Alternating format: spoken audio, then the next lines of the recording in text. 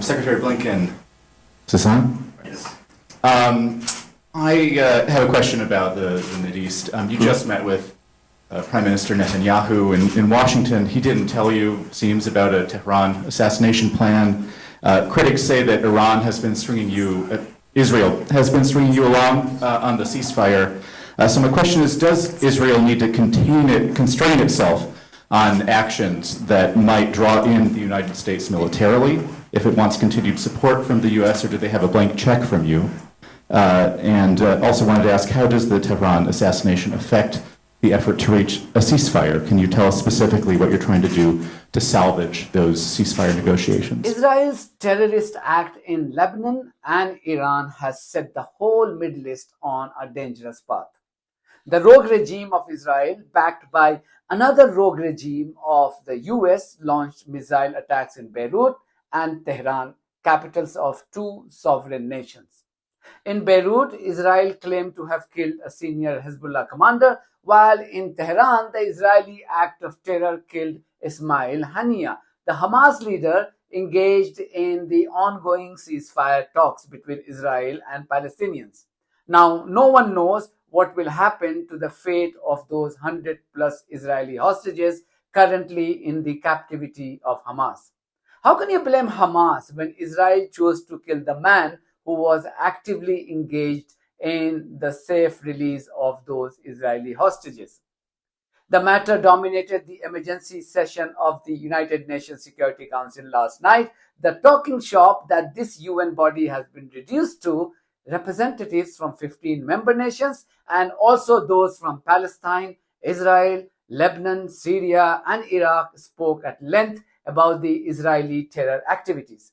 As expected, United Kingdom and United States extended their unconditional support as they sought to defend every single illegal action of the illegitimate child in the Middle East.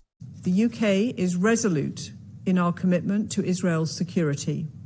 We support Israel's right to defend itself in the face of such aggression, in line with international humanitarian law. We call on the Security Council to send an unambiguous message to Hezbollah by standing with Israel as it defends itself against Hezbollah's repeated attacks. Meanwhile, war criminal Antony Blinken was asked about Israel's criminal act one more time today. This time in Mongolia. Remember, he was asked the same question in Singapore yesterday. Today, he reached Mongolia as part of his efforts to build a military alliance against China. Yes, that is the main purpose of his visits in the region.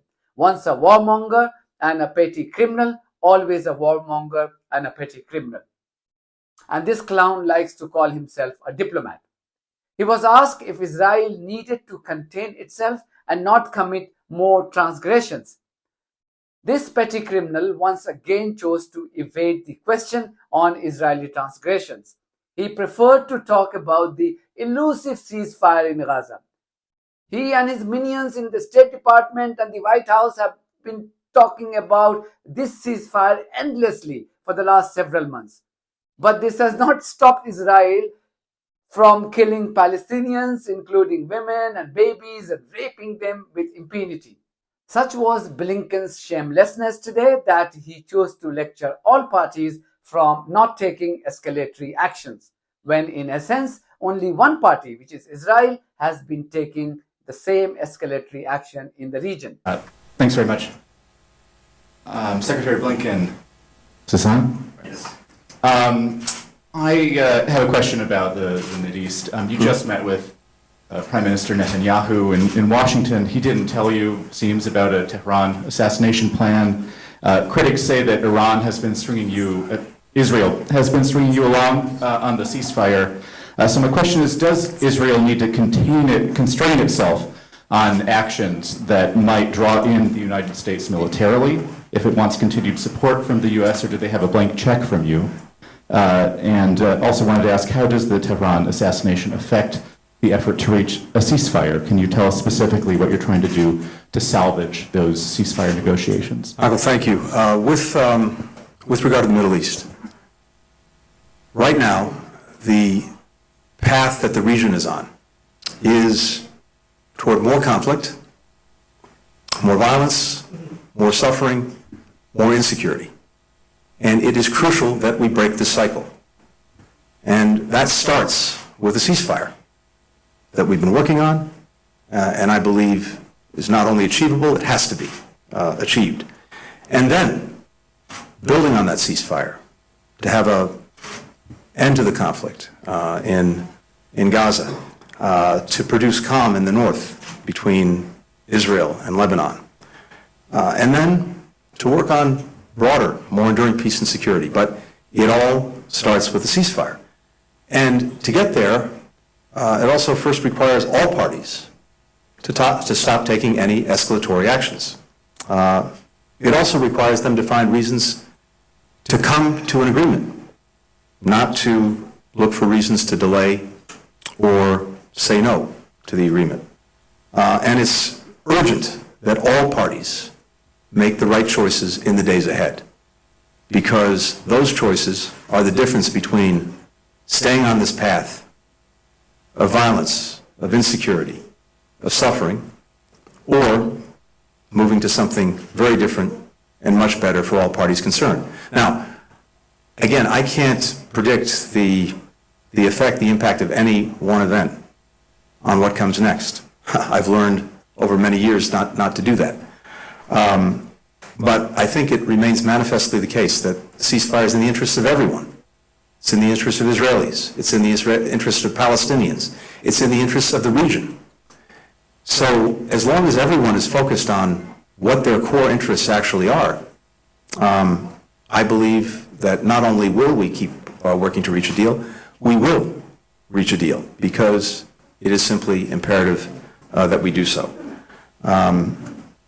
And I've been very focused over the last 24 hours in engaging my own colleagues throughout the region. We're obviously here in the Indo-Pacific, but thanks to modern technology, we're on the phones constantly, and we're all focused on making sure we can get the ceasefire over the finish line and building on it for everyone's sake for the future. Last night, Iran vowed to punish Israel, but Iran has been repeating the same line for several months. And finally, the Islamic Republic of Iran reserves its inherent right to self-defense in accordance with international law to respond decisively to this terrorist and criminal act when it deems necessary and appropriate. And yet, critics would say that the Islamic Republic has failed to translate its threats into action. Many people say that Iran must not be criticized for not translating its threat into action, since the consequences on the country and the region will be catastrophic. Agreed. But then why issue empty threats when your plan is only to emerge as a paper tiger? Just criticize Israel and move on. Meanwhile, Israel doesn't appear to end its genocidal campaign in Gaza or its assassination spree in the region. Only the US knows when this mad dog called Netanyahu will stop setting the region on fire. Thank you very much for watching this video. If you haven't subscribed to my channel, please do so, because that's one of the many ways you can support independent journalism. God bless you all.